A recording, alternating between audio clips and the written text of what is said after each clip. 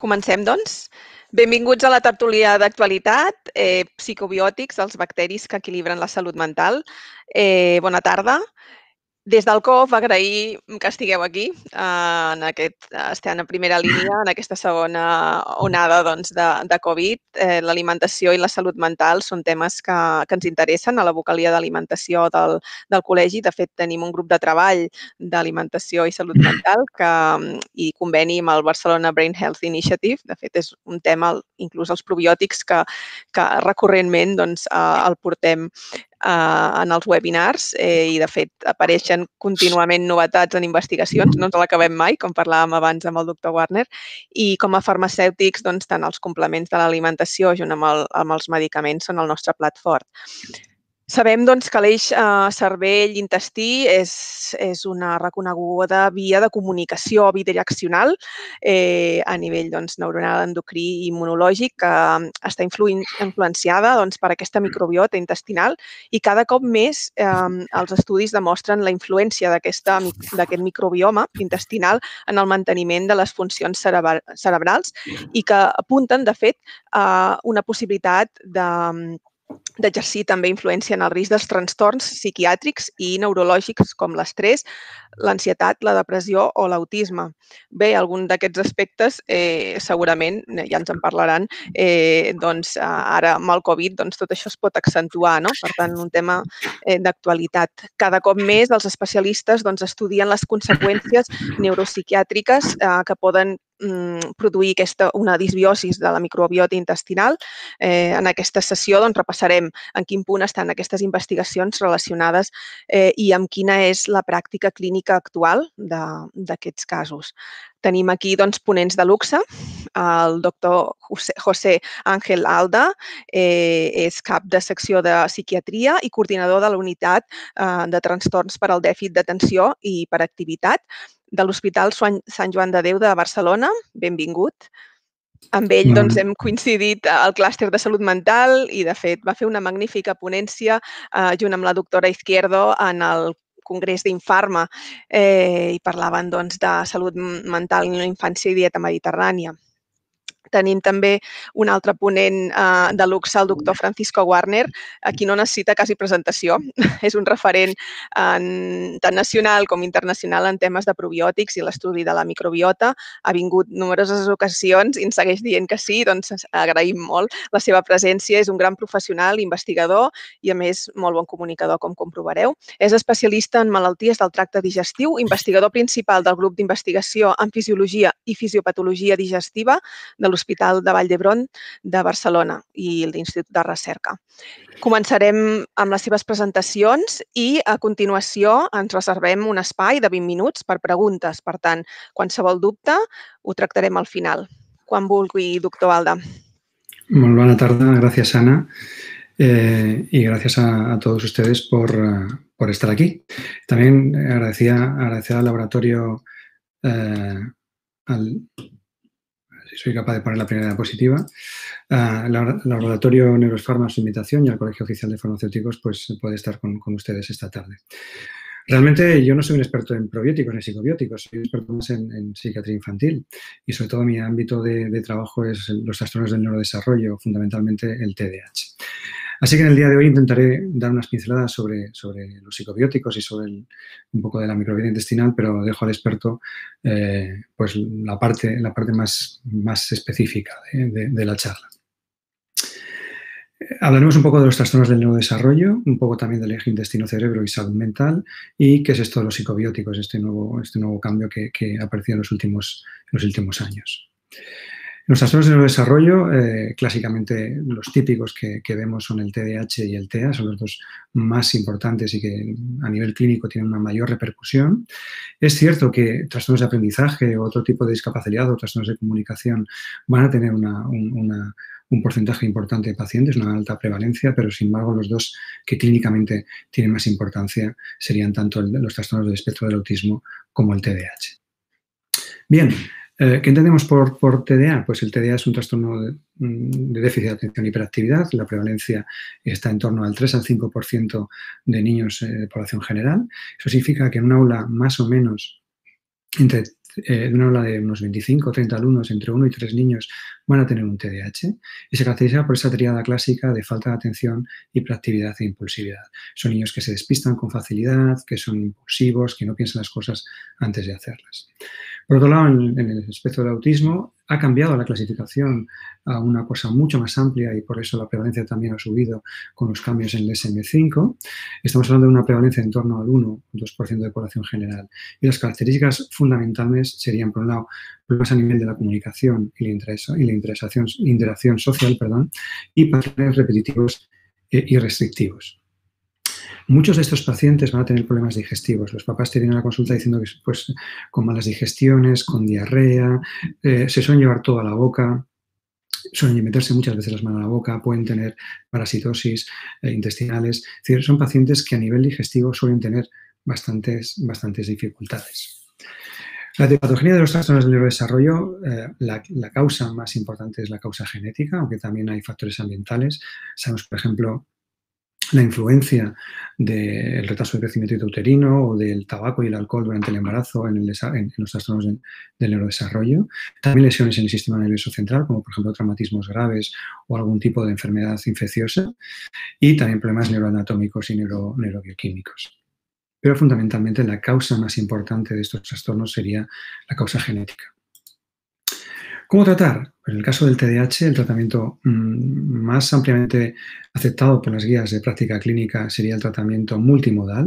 En ese tratamiento hay una parte que se trata de trabajar con el niño a nivel psicopedagógico, a nivel de la escuela, dándole refuerzo o apoyando aquellas áreas que él tenga más dificultad.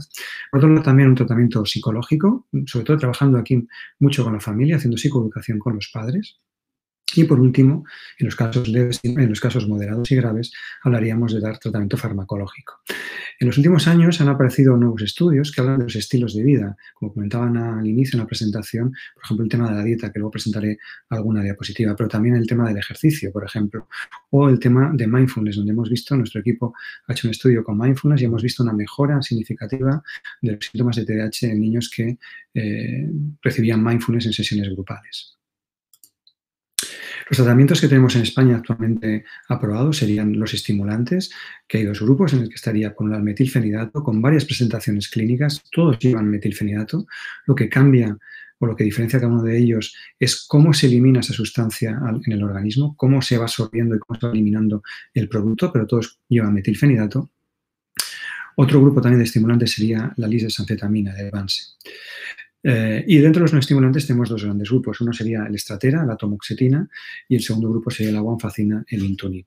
Estos grupos de fármacos, todos estos están indicados y aprobados en España a partir de los 6 años de edad. Son fármacos seguros y en general muy eficaces, con una muy buena respuesta al primer tratamiento, cercano al 70% de los pacientes. Es decir, son fármacos realmente muy eficaces. En el caso del TEA, los únicos tratamientos que tienen indicación o que se ha visto una eficacia sería poner la risperidona en el caso de problemas de comportamiento y siempre en periodos muy limitados de tiempo. Y luego intervenciones de tipo cognitivo-conductual. El resto de evidencia, y aquí hay padres que desde quimioterapia, dietas congelantes o tratamientos congelantes, dietas restrictivas, dietas sin gluten, no han demostrado una eficacia superior. Lo que encontramos en la clínica, y esto ha habido un cambio muy importante en los últimos años, yo creo que también el hecho de que las familias tengan más conocimiento de la enfermedad, pues vemos cada vez más padres más reticentes a tratamientos farmacológicos. Les cuesta aceptar el diagnóstico, les cuesta en muchas ocasiones aceptar un tratamiento que es mantenido durante muchos años o durante muchos meses, ¿no? Y cada vez van buscando nuevas alternativas a ese tipo de tratamientos farmacológicos. Insisto que el tratamiento farmacológico es, en el caso del TDAH es muy eficaz y con pocos efectos secundarios. En el caso del TEA es más un tratamiento sintomático en cosas muy puntuales a nivel de la conducta.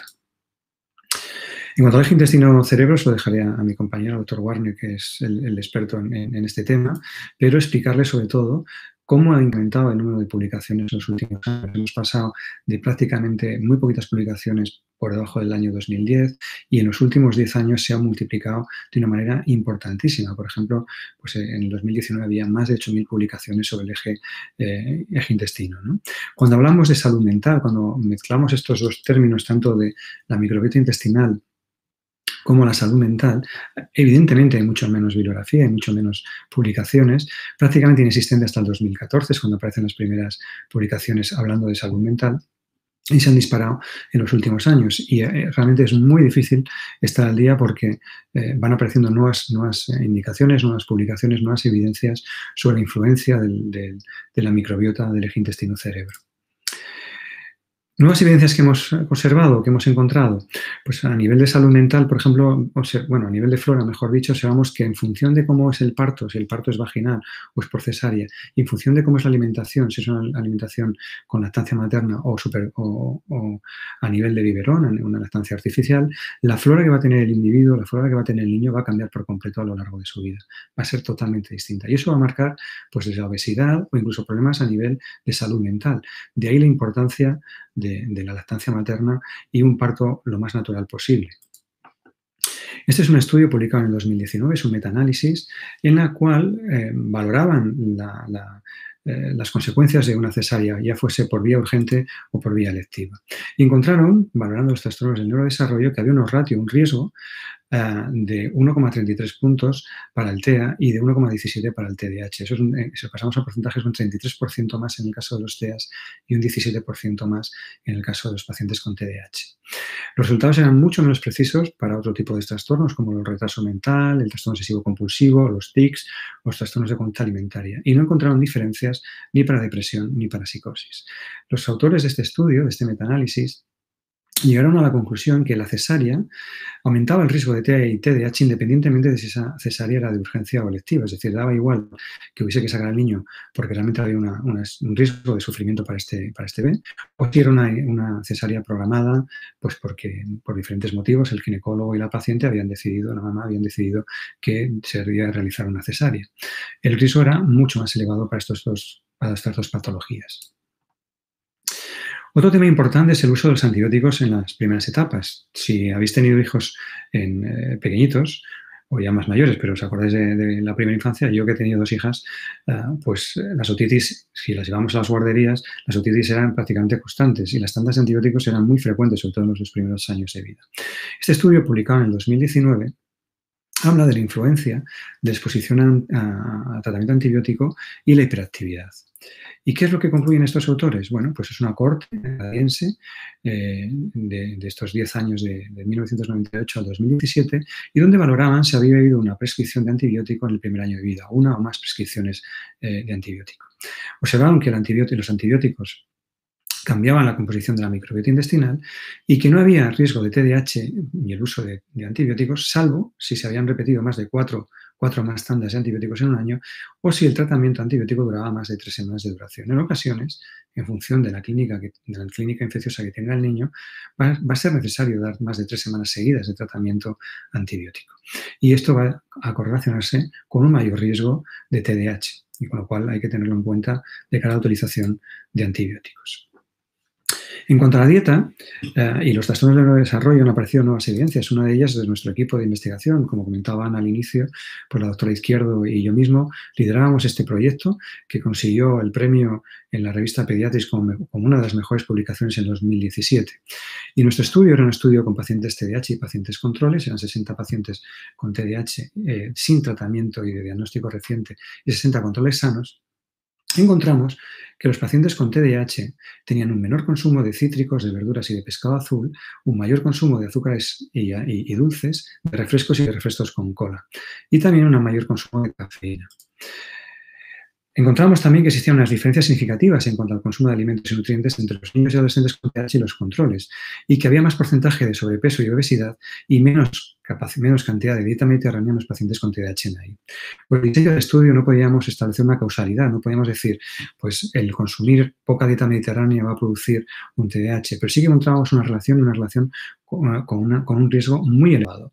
De hecho, yo cuento una anécdota que en una de las exploraciones de uno de los niños era una prueba de inteligencia que estamos pasando y el niño entró con una botella de cola de medio litro y salió con la botella de cola totalmente consumida. Se había consumido medio litro de cola más la cafeína que lleva el refresco y el azúcar correspondiente en menos de 1 hora de exploración. Y esto es bastante frecuente en los niños con TDAH. Este otro estudio, publicado en el 2019, hacía una revisión de todos los estudios publicados previamente sobre los patrones dietéticos y el TDA y llegaba a las conclusiones siguientes. Decía que volvía a coincidir con los resultados nuestros. De hecho, en el estudio incluye nuestro resultado, en el metaanálisis está incluido el resultado de nuestro equipo.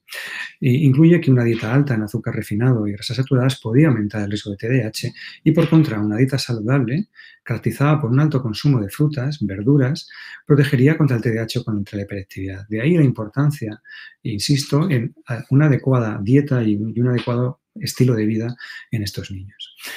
No sabemos muy bien por qué ocurre esto, si es que realmente el TDAH hace que yo tenga una mala elección de alimentos, que mi propia impulsividad, mi propia inquietud haga que haga una mala elección de alimentos, o van asociados per se, es decir, que no tienen ningún tipo de relación con el propio trastorno, sino que hay una relación directa quizás por el consumo de carbohidratos y demás. No hay una causa todavía, o no se ha establecido la causalidad exacta de la relación que existe, pero cada vez hay más evidencia de que existe esta relación. Este otro estudio, publicado en el 2020, hablaba o intentaban valorar la relación entre la microbiota intestinal y los trastornos de falta de atención en niños y adolescentes. Y veían también que una excesiva ingesta de azúcar, conservantes y colorantes, hay muchas publicaciones sobre el tema de los colorantes artificiales, tenía un efecto negativo sobre el TDAH y, por contra, tenía un efecto protector, altos niveles de zinc, de hierro o de ácidos grasos poliinsaturados. Curiosamente, en nuestro estudio con pacientes, el estudio que se presentó anteriormente, encontramos niveles más elevados de zinc y tampoco entendíamos muy bien qué hacía el zinc, ¿no? qué perfil o qué acción tenía el zinc en nuestra muestra, ¿no? Pero encontramos también mayores niveles con factor de protección, mayores niveles de zinc con factor de protección. Bueno, ya hemos visto la influencia de la dieta intestinal, de la dieta en el TDAH, en los trastornos del neurodesarrollo, ¿no? Pero esto lo podemos cambiar. Realmente, ¿cuánto tiempo necesitamos para cambiar esa flora intestinal y poder conseguir unos efectos positivos a nivel de la evolución clínica de los trastornos del neurodesarrollo? Estos dos artículos publicados en 2014 en una revista muy buena como es Nature, pues hablaba, por un lado, de que la dieta rápidamente altera, el cambio de la dieta puede cambiar rápidamente la microbiota intestinal, es decir, que si hacemos cambios en la dieta del individuo, va a cambiar la flora intestinal de manera bastante rápida, y cómo los colorantes artificiales y los azúcares artificiales pueden aumentar también o pueden cambiar la flora intestinal. De ahí la importancia de la utilización de prebióticos y prebióticos y probióticos. Entendemos por probióticos aquellos alimentos que contienen bacterias que serían beneficiosas para nuestra flora intestinal, para nuestra microbiota. Y los prebióticos serían aquellos alimentos que no contienen esas bacterias, pero que sí contienen alimentos o contienen nutrientes que pueden fortalecer las bacterias existentes en nuestra flora, ¿no? Y están presentes en diferentes alimentos. Posteriormente, en esta publicación publicada en 2013, hablaba de los psicobióticos como una nueva clase de tratamiento psicotrópico, como un nuevo tratamiento psicofarmacológico.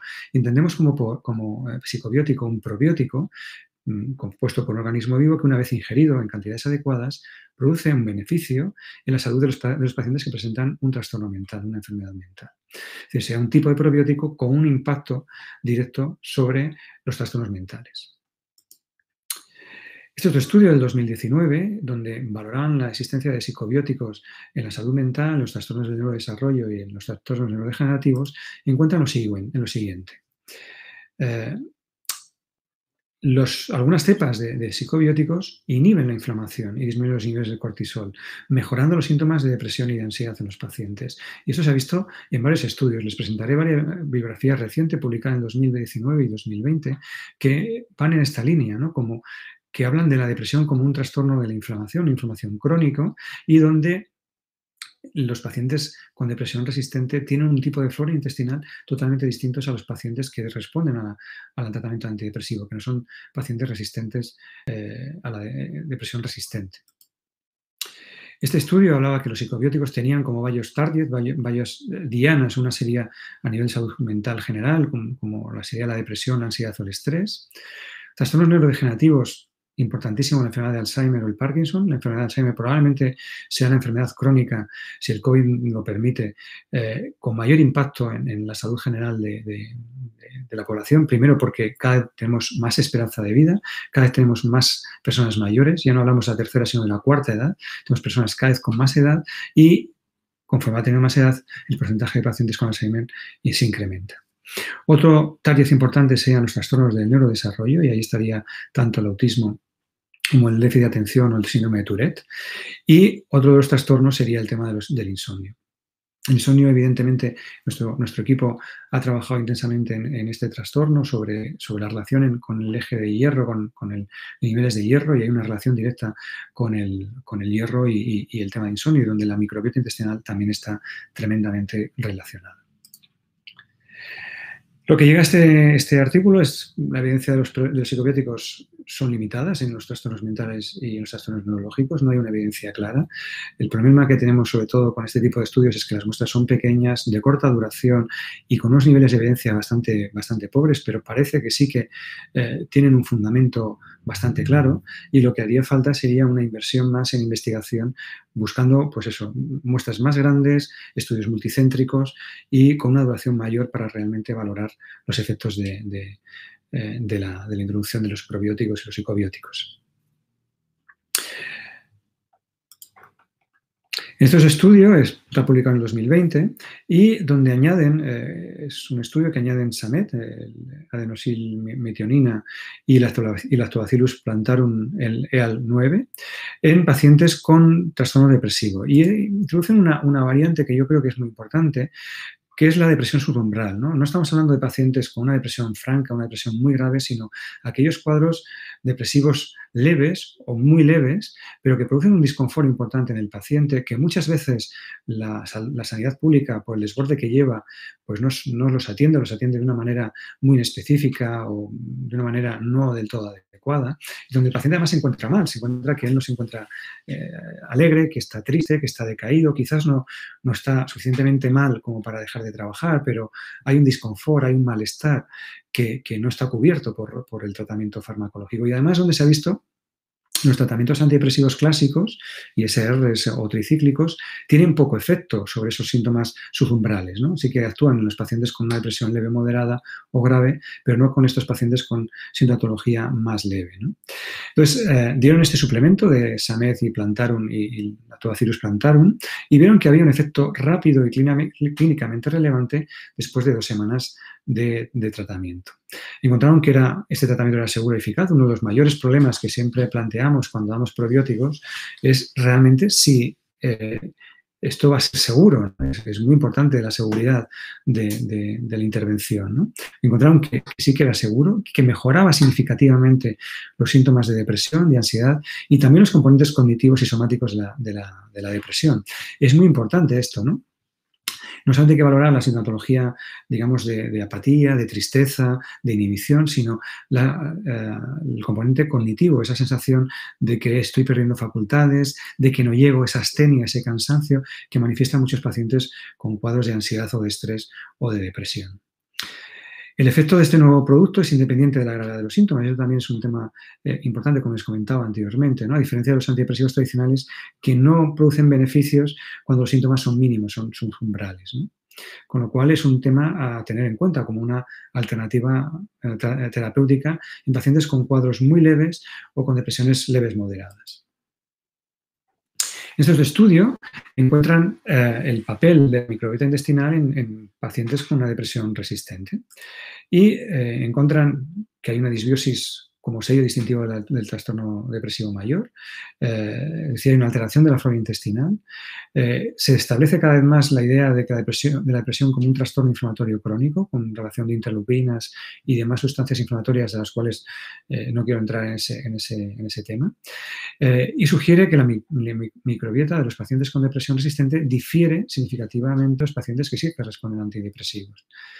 Con lo cual, respaldaría que sería una diana la posible intervención sobre esa flora intestinal alterada, podría ser una buena opción terapéutica, una buena diana terapéutica para tratar a estos pacientes con depresión resistente. Incluso también podría servir para hacer un diagnóstico diferencial o poder saber qué pacientes van a responder de manera rápida a un tratamiento antidepresivo clásico y qué pacientes van a tener un problema de depresión resistente y van a ser mucho más cronificada el cuadro, va a estar respondiendo mucho peor y va a producir en general mucha más invalidez. Estos estudios lo que actúan es sobre el estrés y la ansiedad en pacientes adultos con Lactobacillus plantarum DR7, no confundir con CR7, con DR7. Encuentran una muestra de 112 individuos, donde 55 van a recibir placebo y 56 reciben Lactobacillus DR7. El tratamiento lo establecen durante 12 semanas y encontraron una reducción significativa del estrés, de la ansiedad y de la puntuación psicológica general total, ¿no? Con diferencias significativas. Encontraron también que disminuía el cortisol en los pacientes que recibían el Lactobacillus, que disminuían también las citoquinas proinflamatorias y que aumentaban las citoquinas antiinflamatorias plasmáticas. Encontraron también una mejora cognitiva de memoria y de la función de memoria y vieron cómo se potencia la vía serotoninérgica, cómo la relacionada sobre todo con la depresión, ¿no? Con lo cual establecieron que este tipo de Lactobacillus, el DR7, podría ser una estrategia para mejorar las funciones psicológicas, la salud cognitiva y la memoria en pacientes con ansiedad y con estrés. En otro estudio, publicado también en el 2020, también con el mismo tipo de cepa, con Lactobacillus plantarum DR7, encontraron una relación con la flora intestinal y las vías de serotonina y dopamina en pacientes adultos, estresados o con ansiedad. En este estudio previo relacionaban con el estudio anterior que les he presentado, que sí que encontraron esa relación con el estrés y con la ansiedad. Valoraron también durante 12 semanas 124 individuos, 62 pacientes eran controles y 62 recibían intervención con Lactobacillus. Encontraron que la intervención con Lactobacillus podía asociarse a cambios de la microbiota intestinal y que esto se reflejaba en los niveles de serotonina y de dopamina, que actuaba a nivel de vías de serotonina y dopamina, muy relacionadas con los cuadros afectivos y de ansiedad. Es decir, era otra evidencia más de la relación entre la microbiota intestinal, la serotonina, dopamina y la influencia sobre la situación de estrés y de ansiedad. Les pongo aquí otro estudio que habla sobre la flora intestinal, sobre la microbiota intestinal en la primera infancia y sus secuelas o su relación con la conducta posterior. Es un tema muy interesante. De hecho, es un estudio que a mí lo leí con calma porque me llamó mucho la atención y espero poder transmitirles el interés de este estudio. Es una corte australiana de 1000 niños, en los cuales seleccionan a 200 niños, de los cuales son 52% son varones, y valoran la microbiota intestinal en diferentes periodos de su vida, ¿no? Van valorando cómo está esa composición de la flora intestinal a lo largo de su vida. Y van viendo si ha habido alguna alteración, algún tipo de evento que tenga en relación con esos cambios en la flora intestinal. Encontraron que cuando los niños entre los 9 y los 12 meses recibían antibióticos, se reducían de manera importante, de manera significativa, los niveles de una bacteria que era Prevotella, pero no los de Lactobacillus. Encontraron que cuando había una disminución de esta bacteria, la Prevotella, a los 12 meses de edad, lo relacionaron con problemas de comportamiento a los 2 años, es decir, con problemas sobre todo de síntomas externalizantes e internalizantes a los 2 años. Y esto es una situación muy, a mi parecer, muy importante, ¿no? Como si tú haces una alteración de esa flora intestinal en una edad muy prematura, una edad muy primarenca, ¿no? Una edad de la primera infancia, ¿cómo va a tener luego esa reducción o esa alteración a nivel de esos niveles de flora intestinal va a tener una correlación posterior con el comportamiento de este niño, ¿no? Es cierto que valorar el comportamiento en los niños a los 2 años es muy difícil. Hay una serie de cuestionarios estandarizados, pero realmente cuesta mucho discernir qué es normal y lo que no es normal en cuanto al desarrollo, en cuanto a los hitos del desarrollo. No encontraron esta asociación, ¿no? Demostraron una fuerte asociación entre la composición de la microbiota intestinal en la infancia y los resultados del comportamiento posteriores, ¿no? Respaldando la importancia sobre todo del uso responsable del antibiótico. Volverá a salir otro nuevo artículo que habla del uso responsable de los antibióticos, sobre todo en los primeros años de vida. Ahora que estamos en plena epidemia de bronquiolitis o a punto de empezar las bronquiolitis, pues es muy importante valorarlo, todo el tema de consumo de antibióticos en edades muy precoces de la vida, ¿no? Tenemos que ver también, ayer o hace unos días, estaba uno de los pediatras del hospital explicando si realmente el COVID va a producir un desplazamiento de la gripe y de las bronquiolitis. Y teníamos la duda, mirando a Australia, que digamos que están en la estación contraria a nosotros, parece que sí, que allí en Australia han tenido menos casos de bronquiolitis y menos casos de gripe. Parece que el COVID ha sido el que ha desplazado todo este tipo de casos y no ha habido tanta influencia o tanta incidencia de bronquiolitis en la época de invierno. También es cierto que probablemente el uso de la mascarilla, la distancia social y el lavado de manos, si se hace de manera correcta, también puede hacer una reducción de las infecciones por bronquiolitis. De hecho, estaban viendo menos, comparando con el año pasado, menos este año en el hospital que el año pasado, al menos de momento. Este otro estudio intenta, o los pocos estudios que he encontrado sobre autismo, es el efecto del Lactobacillus plantarum en el PS128, es un tipo de cepa de 128, y su relación con pacientes con autismo. Es un estudio que tiene alguna limitación en el sentido de que son 102 niños inicialmente, pero se quedan al final con 39 que reciben intervención y 41 placebo. Solamente eligen varones, y esto yo creo que es un sesgo de selección importante, quizás por el reclutamiento era más fácil en niños, en varones que en niñas, varones de 7 a 15 años con diagnóstico de autismo según el DSM-5 y donde habían excluido el consumo de yogur, de probióticos y de antibióticos 2 semanas antes.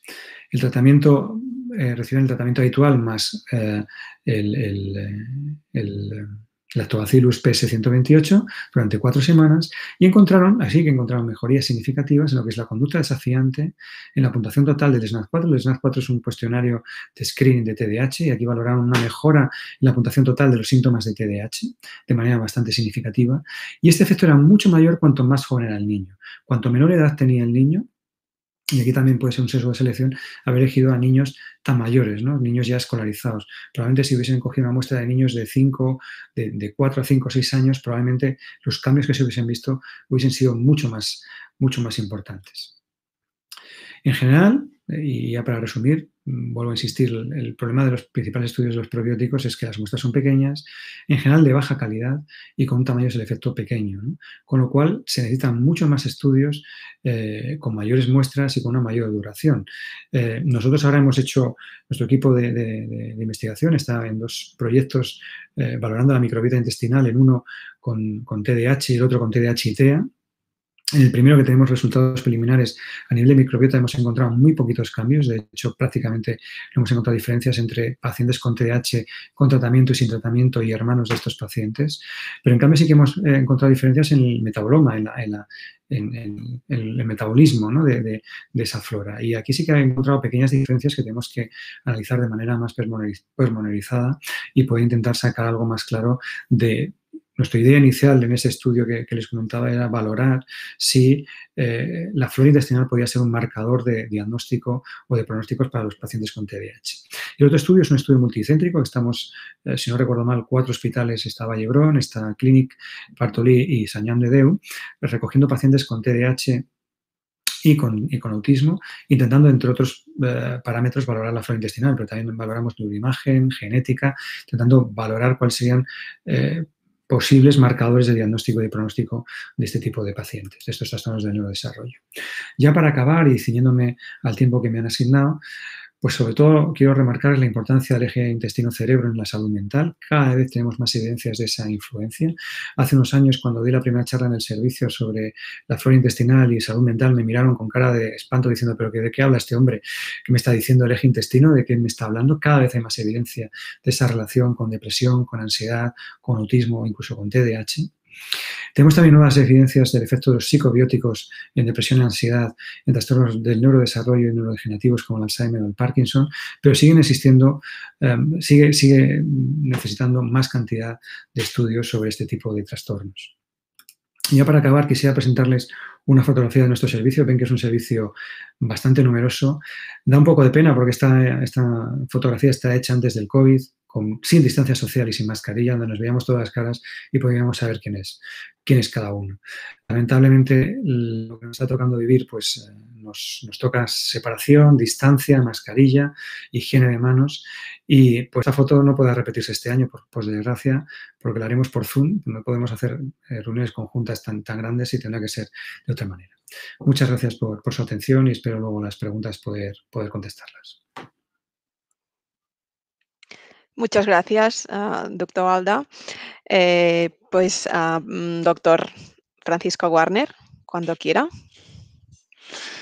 Muy bien, pues muy interesante. Yo creo que estamos en un área en el que hay mucho que aprender.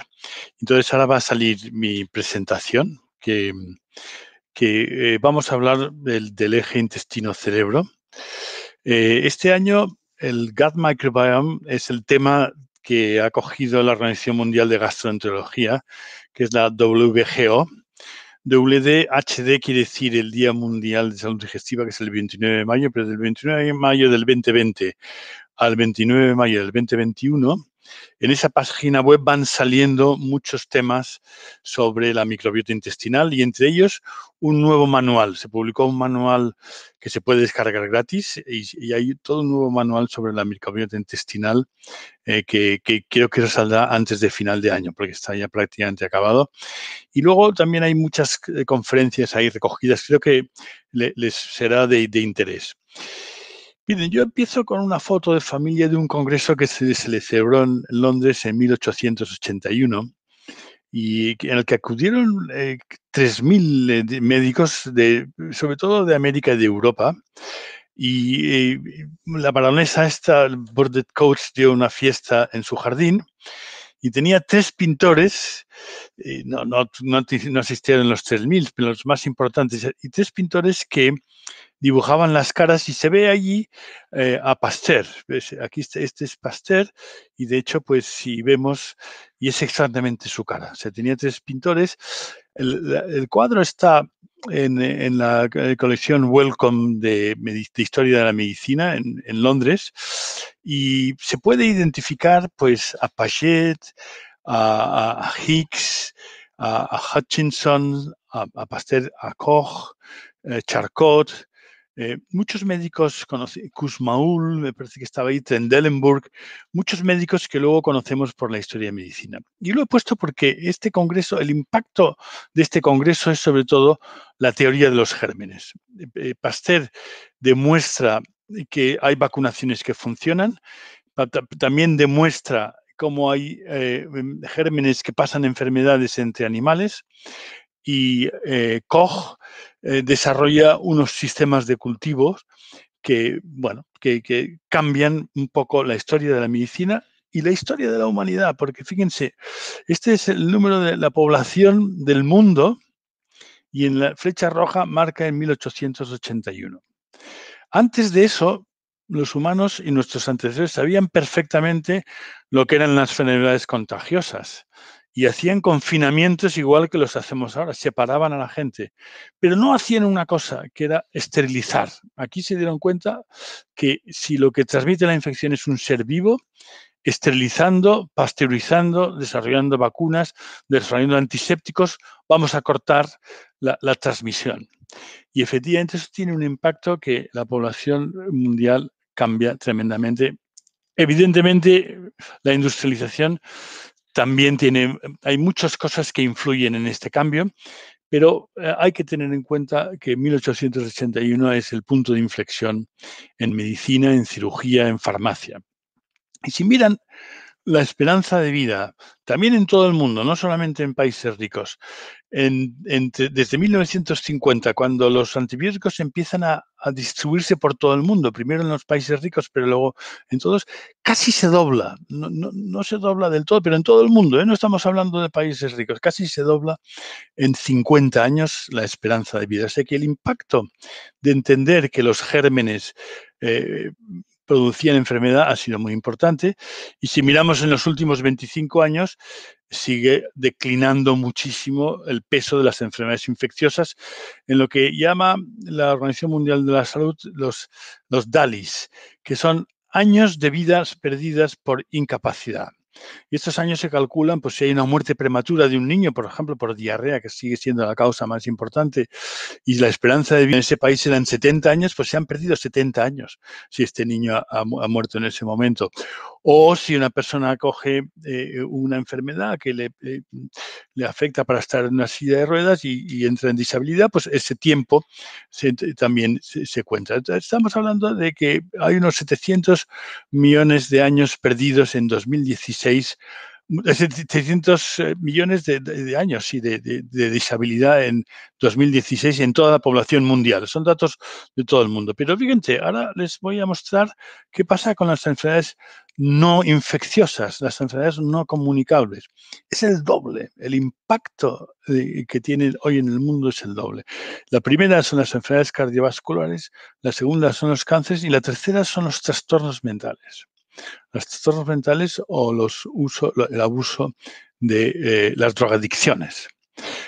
Bueno, esto realmente fíjense qué cifras estamos viendo aquí, muchísimo más importante que en enfermedades infecciosas. El COVID va a tener un impacto en esta curva, sí, pero casi no se va a notar. Casi no se va a notar para lo que realmente está pasando en el mundo. ¿Y qué es lo que, por qué traigo estos datos? Porque la mayoría de estas enfermedades se piensa que tienen que ver con haber desajustado el equilibrio que teníamos con el mundo bacteriano o con el mundo microbiano. Es decir, que nuestro sistema inmune estaba perfectamente adaptado a unas bacterias, combatía otras y nosotros hemos anulado todo. Esto lo dijo Pasteur, lo dice Pasteur en 1804 años después de aquel congreso, en 1885. Dice que en las conversaciones de laboratorio con la gente joven que la rodeaba, hablaba del interés que tendría de nutrir a un animal joven, recién nacido, un conejo, una cobaya, un perro, un pollito, desde su nacimiento, con materias nutritivas puras.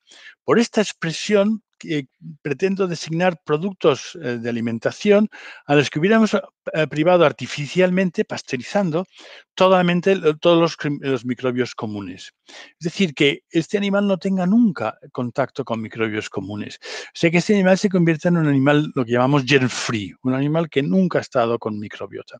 Sin querer afirmar nada, puedo comentar que emprendería este estudio, si tuviera tiempo, con el pensamiento preconcebido de que la vida en esas condiciones sería imposible. O sea, que esto está diciendo que estos microbios comunes hacen algo. Si están ahí, si los veían, hacen algo. Bueno, hacer estos experimentos con animales gen-free costó muchos años y, de hecho, los primeros son ya a mitad del siglo pasado. Fue muy difícil tener pollos o tener ratones que han sido sobre todo aves o roedores los que se han conseguido en condiciones free. Y enseguida se vio que efectivamente eran muy diferentes. Este es un ejemplo que les pongo. Este es un animal convencional que tiene una microbiota normal y este es un animal gen-free, es un ratón. Y ven que el intestino aquí es mucho más largo. Y el experimento consiste en que la motilidad va mejor en el intestino delgado porque se les da rojo carmín y aquí no ha bajado y aquí sí que ha bajado. Y luego que tienen un estreñimiento crónico, tienen un intestino muy dilatado. Aquí se puede ver la foto, el ciego de un animal gen-free y el ciego de un animal normal. O sea que ahí se vio, el cuerpo es distinto, sobreviven, pero tienen un cuerpo distinto. Pero no es hasta 2011, en los años que mencionaba el doctor Alda, también cuando se dispara la idea de que también puede tener un efecto en la conducta. Y este experimento es uno de los principales, en los que un animal specific pathogen free y un animal gen free, specific pathogen free son animales de granja que tienen una microbiota normal y que se comprueba que no lleven salmonelas, pero están perfectamente colonizados. El experimento consiste en registrar con el trazo marrón cómo se mueve el animal en una jaula con una cámara de vídeo y los puntos azules son los puntos donde se para.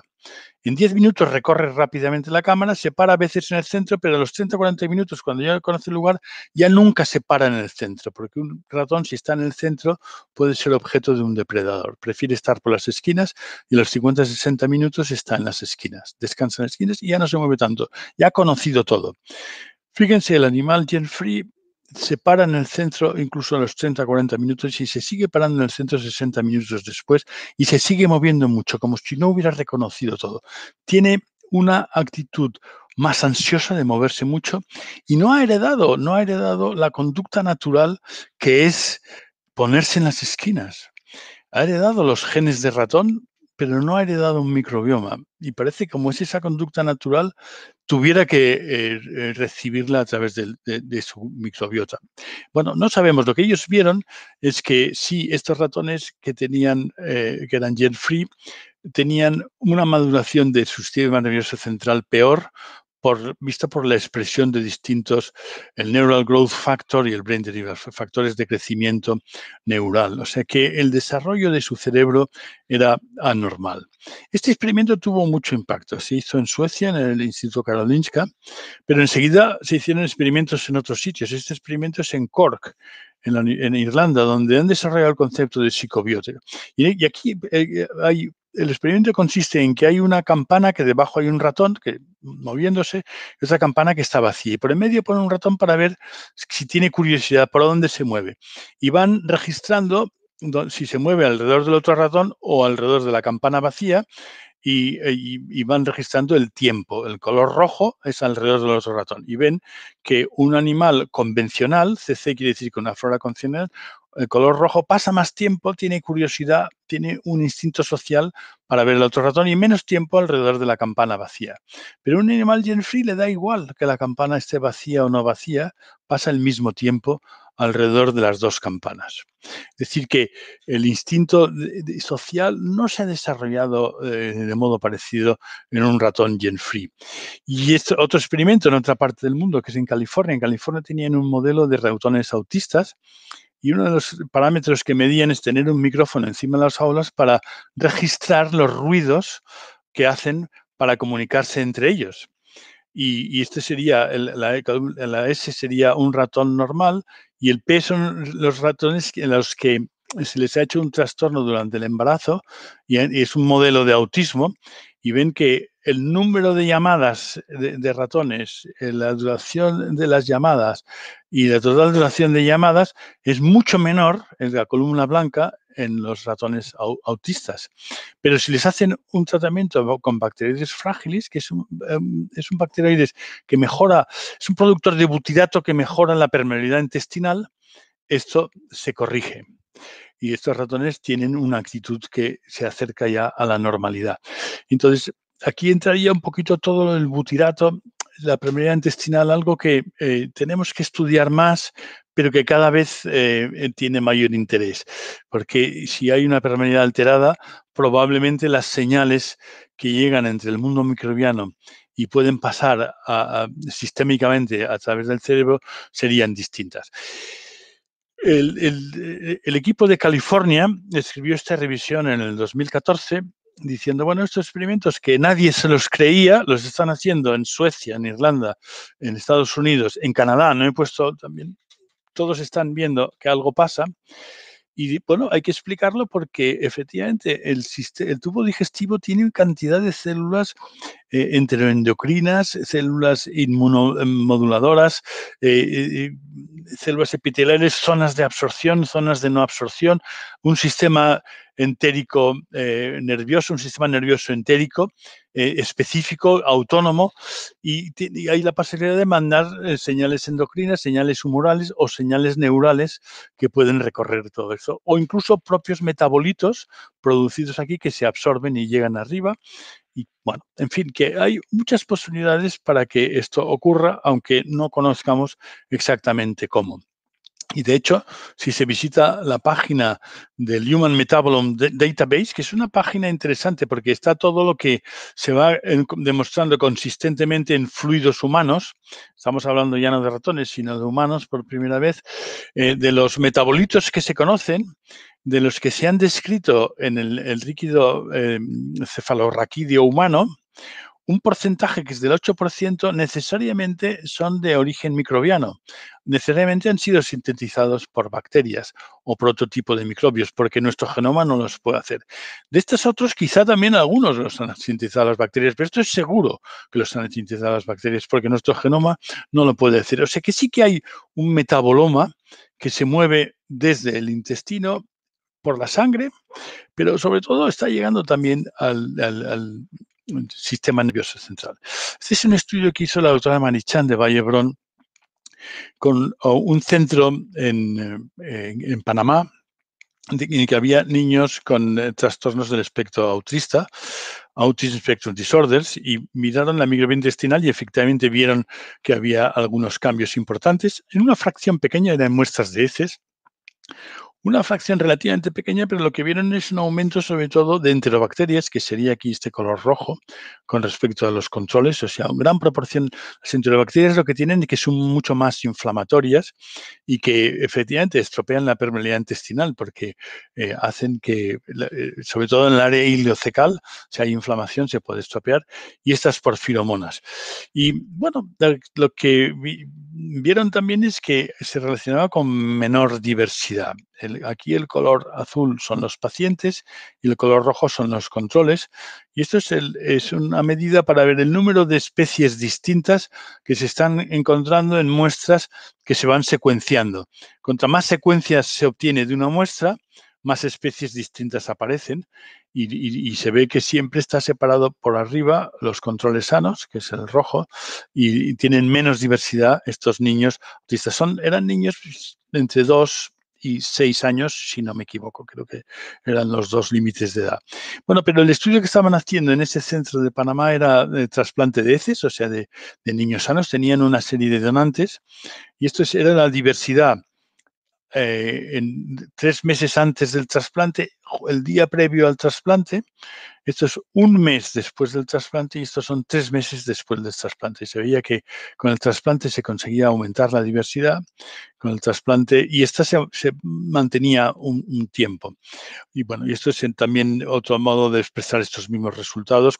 Los datos son individuales de cada niño y es significativo. Es significativo que en el tiempo 4, que es 3 meses después del trasplante, se mantenía todavía una diversidad mayor. Como no había un grupo control, no podían valorar muchos aspectos porque éticamente era difícil hacer autotrasplantes a los niños y someterle, porque para hacer estos trasplantes les anestesiaron, utilizaban un endoscopio y se hacían por vía duodenal, se infundía. Bueno, pero entonces no se valoró la mejoría en parámetros clínicos de autismo, pero sí que se valoró cómo desaparecieron estas proteobacterias, que es este color verde, antes, y que estas proteobacterias que eran más frecuentes en relación a los niños que tenían más problemas abdominales de distensión o de dolor y que desaparecían con el trasplante. Y fíjense, los scores de secuencias dentro de bacterias desaparecían a la vez. O sea, al haber una flora mucho más compleja, estas enterobacterias, que es la E. coli, la Klebsiella, el Proteus, pasaban a ser menos importantes. Otro estudio también en humanos que creo que ha sido importante, ha sido un estudio que hicieron en China con personas con un trastorno depresivo mayor, 67 y me parece unos 70 controles. Cada columna vertical es un análisis de la microbiota y a simple vista se ve que cambia un poquito, este color rojo cambia. Hay unas actinobacterias que aparecen en estos que tienen este trastorno depresivo. También las proteobacterias son las rosas. Algunos tienen muchas de estas proteobacterias que son las E. coli, Proteus, son las más inflamatorias. Incluso algunos tienen especies no bien filiadas, muchas especies poco filiadas. Bueno, el hecho es que, aparte de ver que las diferencias entre los dos grupos se pueden observar a simple vista, sobre todo desaparecen estos bacteroidetes, estos azules, están menos representados, claro, todo es proporcional. Lo que hicieron es coger muestras de heces de estos pacientes al azar, según dicen, y de los controles también al azar, y con esto cogieron ratones gen-free, infundieron estas heces, hicieron un trasplante e hicieron distintos análisis de conducta. Estos son unos tests de inmovilidad en los que se ve que los que han recibido heces de pacientes con depresión responden con más inmovilidad ante el estrés, tardan más segundos en reaccionar. Unos 3 me parece que es en el lago y otros 3 ahora no me acuerdo con los detalles, pero les cuesta, tienen más ansiedad y les cuesta tomar la decisión. Y lo mismo ocurre, bueno, en la distancia que recorren no hay diferencias, pero también cuando si se ponen en el centro, estos ratones aún se esconden más que los que tienen heces de los controles. Estos serían ratones con las columnas blancas que han recibido heces de los controles y estos han recibido heces de trastorno depresivo. Es interesante, o sea que la microbiota de pacientes con una alteración transferida a unos ratones transfiere también unos defectos de conducta, en que les cuesta tomar decisiones y se esconden más, que serían modos de valorar el estado depresivo. Y otro estudio que para mí también tiene mucho interés y quería comentarlo, el de Mireia Vallès-Clomé, que trabaja en estos momentos en Leuven, en Lovaina, con un grupo de investigación que está llevando a cabo el proyecto flamenco de Flandes de la microbiota intestinal, que tienen una corte, en aquel momento era de 1000, pero esta corte va gente de la calle, gente de la población general, de la que recogen muestras y recogen datos clínicos, y también una de las cosas que recogen son los cuestionarios de calidad de vida, cuestionarios quality of life, cuestionarios. Estos cuestionarios tienen unas dimensiones de salud mental o de calidad de vida mental, para ser más exactos, y otros de calidad de vida física, que por ejemplo esto es la sociabilidad, bueno, ahora no me acuerdo de todas las siglas, pero sí que ven, como a todos les han medido la microbiota, los puntos azules quiere decir la correlación que hay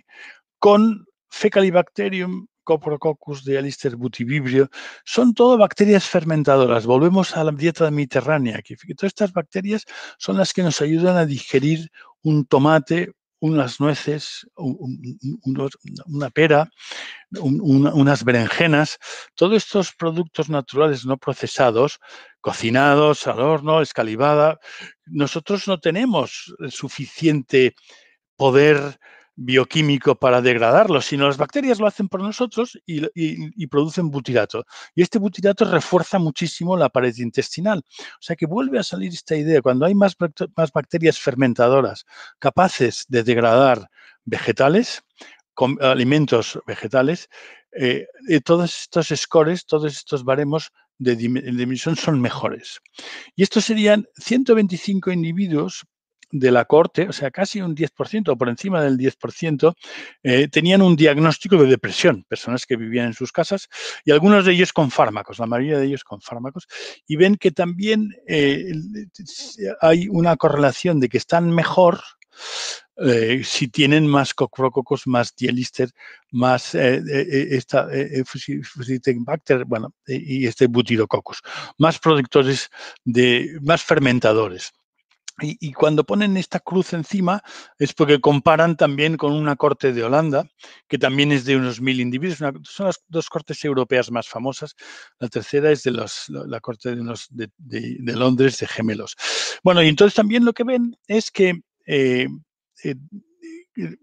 hay unos enterotipos que se llaman bacteroides, Prevotella y Ruminococcus, que son el modelo de intestino o la composición genérica que tiene esta microbiota, y ven que los que tienen depresión tienen más bacteroides y menos Prevotella y Ruminococcus, que estas dietas, esto se ha visto relacionado con la dieta. Las personas que toman unas dietas más vegetarianas suelen ser de un modelo Prevotella enterotipo, un tipo de microbiota que llamamos Prevotella o Ruminococcus.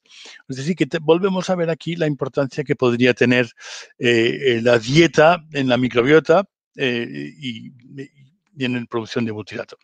Y por otro lado están los psicobióticos, que les pongo un estudio que a mí me pareció de interés. Es un estudio que hicieron también en Cork. Son los que acuñaron el término psicobióticos, Ted Dinan y John Cryan.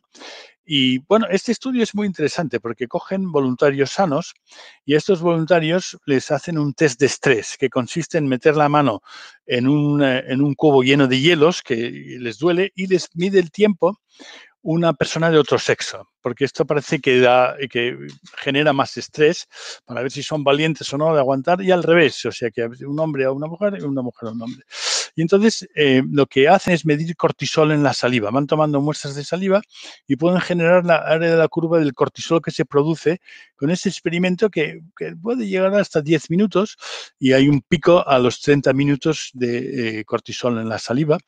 Y entonces esto lo hacen en una primera visita, que sería la visita 1, y luego unas semanas después de tomar un placebo o unas semanas después de tomar este Bifidobacterium longum 1714, que es una bifidobacteria que ya habían probado en muchos modelos con ratones.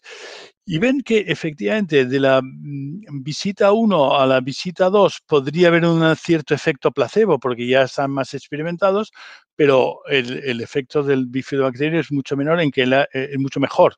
Hay menos estrés, se estimula menos el cortisol los que han estado tomando el placebo. Y entonces, y aquí se ve entre la primera visita y la segunda visita pasan un cuestionario de ansiedad y se ve que en la primera visita, antes del estrés o después del estrés, hay una subida de ansiedad. En los que han tomado placebo antes de este ejercicio de estrés, después también hay una subida de ansiedad, pero en los que han tomado la bifidobacteria, bueno, están mejor adaptados, ¿no? Y el tratamiento tampoco es muy largo, es un tratamiento de semanas. La primera visita es la semana 1 y la otra la semana 4, y lo que ven es que cuando para el tratamiento, y esto les hacen apuntar también unas preguntas para medir el estrés diario durante las semanas, unos diarios una vez a la semana lo apuntan. Bueno, y va mejorando los niveles de estrés de estas personas que luego rebota. Y por último, hacen una cosa que aparentemente no tiene nada que ver, que es un programa de computer, de memoria, para ver cuántos errores cometen. Y esto también depende de lo tranquilo que estás, la capacidad de fijar la atención. Tienes más memoria.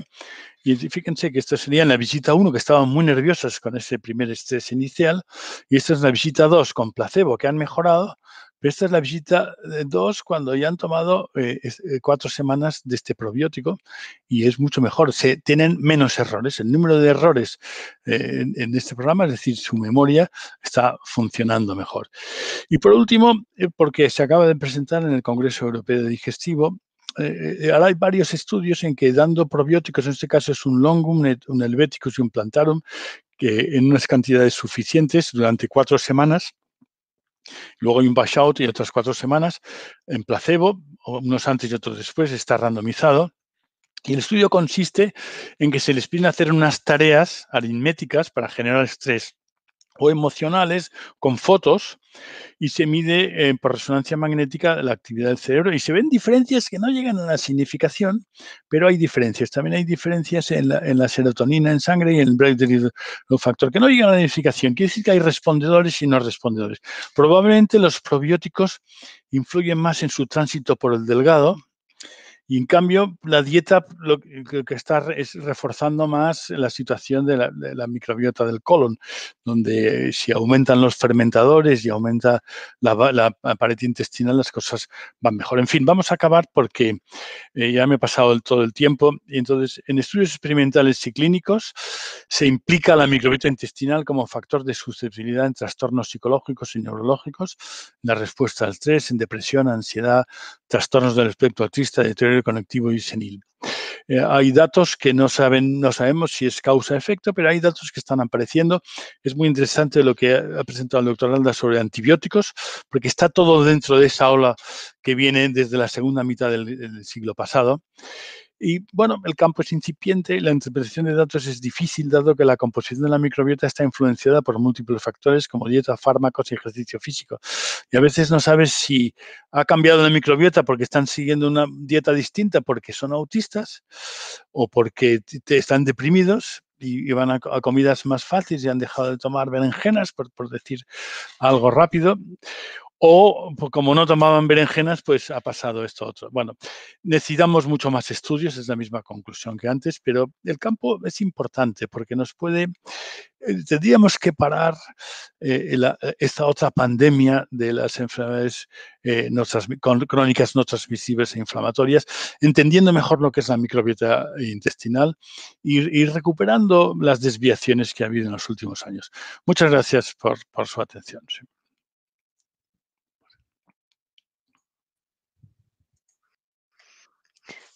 Muchas gracias, doctor Warner. Bien, agradecer a los dos doctores que están aquí.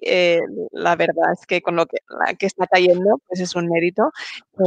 Moltes gràcies i agrair sobretot també a Neurexpharm doncs, que ens dona el suport per poder estar doncs, tots avui connectats, aprenent del cervell, no? El gran desconegut i la microbiota que està connectada. Hem vist doncs, tots aquests eixos i m'agradaria doncs, que obrir el torn de paraules mentre aneu pensant en moltes preguntes, algunes ja les tenim aquí plantejades. Bueno, recordar-vos doncs, que la vocalia d'alimentació del Col·legi de Farmacèutics doncs, és una vocalia que s'interessa per aquests temes de salut mental. Si algú es vol apuntar al grup de treball, doncs encantats. De fet, publicarem 3 articles d'aquí poc, d'omega 3, de cacau i, de fet, de probiòtics. I ho farem d'aquí poc. Doncs anem a veure les preguntes. Tenim aquí 2 vinculades a un tema semblant, les plantejaré una després de l'altra. Montse Valiente ens pregunta si estan a la venda els productes que tenen el suplement SAMe i el lactobacteri aquest, HIL9 o el lactobacillus plantarus, el DR... Perdoneu? Val. Doncs ens pregunten això, sí. Perdoneu, és que... No sé si sí, José Ángel, por ser. Sí, y después hay otra que va conectada, por eso estoy un poco, la suplementación con SAMe y el Epantarum y el GIL9 para un niño de 10 años con tics motores y sonores y problemas de estado de ánimo. Si tendría una indicación así, la dosis, sí, por el doctor Alda, yo creo que sí, pueden ir las 2 preguntas, sí. A ver, el SAMe sí que está, es 5-FAR, se consigue fácilmente en las farmacias. Y el lactobacillus hay varios probióticos en el mercado y es conseguir la dosificación y el tratamiento, ¿no? La dosis de mantenimiento durante un tiempo suficiente, ¿no? Sí que hay en el mercado la posibilidad. En el caso concreto que ha comentado del paciente con un cuadro tan grave de tics, yo creo que tiene que ser un abordaje más integral. Creo que no solamente debería irse a nivel de probióticos, sino hacer una valoración pues mixta entre neurología o neuropediatría, psiquiatría o salud mental y poder trabajar de manera adecuada todo el complejo de síndrome de Tourette, un cuadro de tics complejos e invalidantes, poder trabajar a todos los niveles, ¿no? Yo creo que solamente si nos quedamos con una parte si solamente nos quedamos con los probióticos o solamente nos quedamos con los fármacos, pues estaremos dejando un poco la mesa medio coja, ¿no? Creo que tiene que ser un abordaje mucho más holístico, mucho más global y donde dé cabida todo tipo de terapias, ¿no? Y esto puede ser una ayuda muy importante, pero es una ayuda más, no es digamos, el tratamiento único, ¿no? Si quieres añadir alguna cosa. No, me parece muy adecuado. Perfecto. Pues pregunta Mercedes a Fabián. Buenas tardes. Exactamente, ¿qué relación existe entre el hierro y el insomnio? ¿Es directa o inversa? A ver si tenéis alguna sugerencia creo que esa me toca a mí, ¿no, Francisco? Seguramente. A nivel de... No entiendo la pregunta si es indirecta o inversa, pero bueno, intento explicar. Sabemos que el hierro es un cofactor dentro de la síntesis de la serotonina, entra como cofactor dentro de la síntesis de serotonina. Yo no soy un experto bioquímico, pero sí que el hierro es un componente muy importante, es un elemento muy importante para la síntesis de serotonina. Sabemos, por ejemplo, que hay niveles bajos de hierro en pacientes con síndrome de piernas inquietas o con insomnios fragmentados y lo primero que hay que hacer es suplementarlo con hierro, ¿no? En el caso de que haya una ferropenia. Pero hay veces que incluso lo que no se ponen de acuerdo los estudios y las diferentes publicaciones que hay es sobre cuándo tratar con hierro, o sea, cuál es el nivel bajo de ferropenia, cuándo consideramos ferropenia en un paciente con un trastorno de TDAH o con un trastorno de insomnio, ¿no? Y los estudios van un poco por barrios. Hay algunos que hablan de 50, otros de 35, otros de 20 y otros de 10. Realmente, mi experiencia, empecé primero a tratar a los que tenía por debajo de 10 y luego fui subiendo. Y ahora prácticamente cualquiera que tiene hierro por debajo, ferritina, por debajo de 50 los trataría con suplemento de hierro. Mi manera de hacer es trato 3 meses con suplemento de hierro, espero otros 3 meses, vuelvo a repetir la analítica y veo, ¿no? Si ha mejorado o no ha mejorado. Pero clínicamente observamos y hemos tenido algún paciente con problemas de conducta importante, con TDAH importante o con problemas para dormir importantes, con niveles bajos de hierro, que solamente con dar hierro has mejorado el trastorno. El año pasado, cuando se podía viajar, estuve en el Americano de Psiquiatría Infantil en Chicago, y ahí hubo una ponencia muy interesante de una persona que se dedicaba a hacer suplementos dietéticos con oligoelementos, ¿no? De todo tipo, ácidos grasos, oligoelementos de hierro, zinc, magnesio. Y esta persona conseguía mejoras en TEA y en TDAH de manera muy importante. El mayor problema que tenía era el coste del tratamiento, que no lo cubría en ningún seguro médico, y el tiempo que tenías que estar tomando medicación, que es un tratamiento o un suplemento que tienes que tomar prácticamente casi de por vida, ¿no? O durante un periodo muy largo de tiempo, ¿no? Y argumentaba que el dar suplementos era porque la dieta, como bien comentaba también Francisco antes, la dieta se ha empobrecido, no es una dieta tan rica, ¿no? Y usamos una dieta pues más western, con más grasas, con muchos azúcares, y no da ese aporte pues, de ácidos grasos, de omegas, de oligoelementos necesarios para nuestro día a día, ¿no? Entonces, ella conseguía, y además era un estudio bien fundamentado y comparando con placebo, cómo cuando suplementabas con estos oligoelementos y estos micronutrientes conseguías mejoras de los síntomas en TDAH y en TEA de una manera importante, ¿no? Pero decía que todo el mundo lo dejaba de tomar justamente por el coste. Molt bé, doctor Alta. Vinculat a això del ferro, se m'acudeix doncs, també que jo crec que recentment i vinculat a les dietes, sobretot vegetarianes, pot ser en cas de nens, no sé si us trobeu, doncs que bueno, de vegades pot haver-hi aquest risc, no? Evidentment, una dieta vegetariana pot ser saludable i, de fet, en molts paràmetres ens ajuda en aspectes de salut i de salut planetària segur, no? Però que en el cas del ferro potser sí que s'ha de vigilar en aquests casos, ¿no? No sé si vols comentar alguna cosa al respecte. Totalmente. Sí que es cierto que las dietas vegetarianas son adolescentes que niños pequeños, salvo que la familia sea una familia vegetariana e inculque eso a los niños, pero habitualmente lo encontramos sobre todo en adolescentes o una vez que han llegado a la menarquia, ¿no? La primera regla. Y el problema es que muchas veces el inicio, no digo siempre, pero en muchos casos el inicio de un trastorno de conducta alimentaria. Hay que estar muy ojo a visor, porque muchas veces el tipo de dieta más restrictiva, ahora hago dietas de no sé qué y hago una dieta de no sé cuántos, la alcachofa, me quito la carne, me quito no sé qué, y al final lo que hace es que está haciendo en el fondo una dieta restrictiva en un periodo de desarrollo y de mielinización cerebral, y es importantísimo tener mucho cuidado con ese tipo de dietas vegetarianas. Yo en la consulta he tenido varias niñas con ferropenias y siendo vegetarianas, y cuesta mucho, pero además por lo que venían a la consulta no era por eso, me venían por un cuadro depresivo. La depresión está relacionada con el tema por ejemplo, del hierro, ¿no?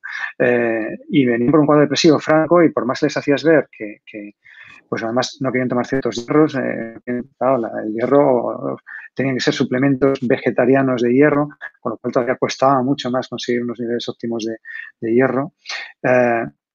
Y realmente el miedo que me daba es que no entras en un cuadro de conducta alimentaria, trastorno de conducta alimentaria tipo anorexia restrictiva, ¿no? Es el mayor riesgo en adolescentes, ¿no? Pero muy interesante la aportación. Sí, sí, realmente puede ser un indicador, ¿no? En estos casos. Yo creo que de cara a la pregunta que nos formulaba, la relación inversa, no sé si tenía un poco el significado de si hay más hierro, ¿no? O un exceso, que a veces no puede pasar, puede tener alguna relación a nivel pues, de salud mental. No sé si iba por aquí, ¿eh? No, en ese sentido yo no lo he encontrado. Lo que sí que he encontrado es muy frecuente, al menos en el tipo de pacientes que vemos con trastorno del neurodesarrollo, tanto TEA como TDAH, muy frecuente encontrar niveles bajos de hierro.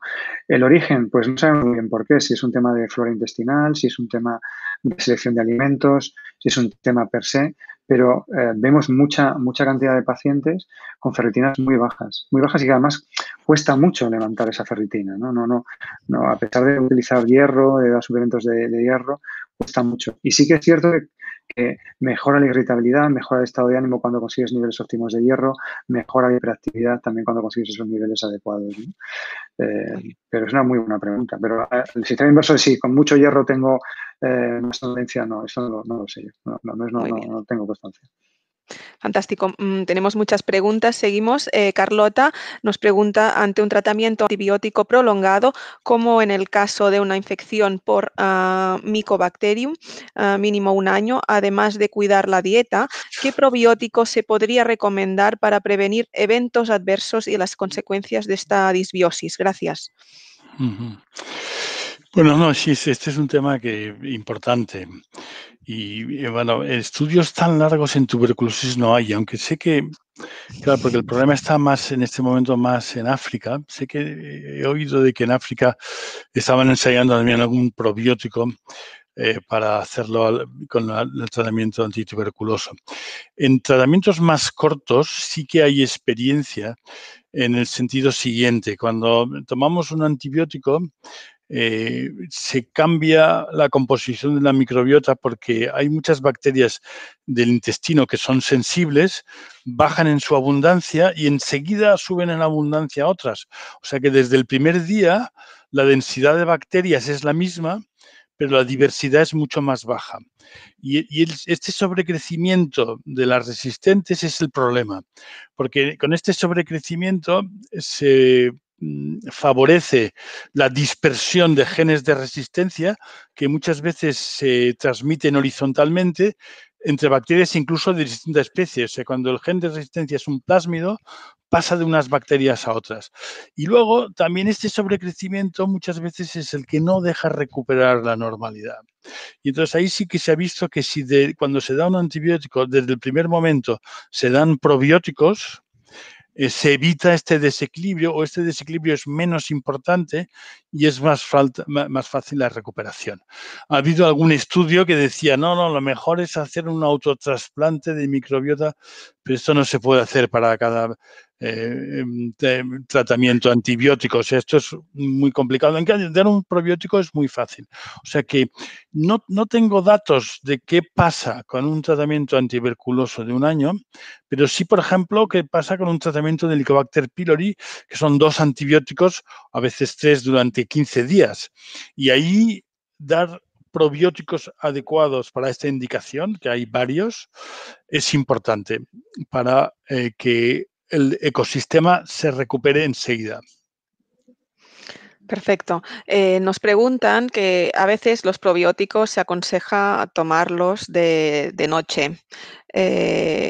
Y, sin embargo, los psicobióticos, ¿sería por la mañana? ¿Qué opina a nivel de cuándo se deberían tomar? Por mi parte, no hay nada que haga pensar que sea mejor de noche o de día. Y entonces, mira, los psicobióticos, o en general los probióticos, donde tienen una interacción muy importante es con el epitelio del intestino delgado. O sea, el intestino delgado tiene un epitelio de 7 metros, bueno, en un adulto entre 5 y 7 metros. Y ahí es donde hay células neuroendocrinas, muchos folículos linfoides con células M que captan antígenos. O sea, ahí el intestino es donde quiere recoger información sobre novedades, qué está entrando. Y ahí es donde los probióticos tienen un impacto muy grande porque, fíjate, una dosis de 10 elevado a 9, que son las dosis habituales, es mucho más que 10 elevado a 4, 10 elevado a 5, que es el número de bacterias que normalmente tenemos en el intestino delgado. Mucho más, quiere decir que 5 órdenes o sea, 100.000 veces más que lo que ahí hay normalmente. Por tanto, hay muchísima ocasión de impactar con todas estas células neuroendocrinas, producción de glucagón, peptide, etcétera, porque hay muchas cosas que tenemos incluso por descubrir, esos sensores que tiene el intestino delgado. Y entonces, para eso, yo no veo que sea mejor hacerlo a una hora u otra. ¿Por qué?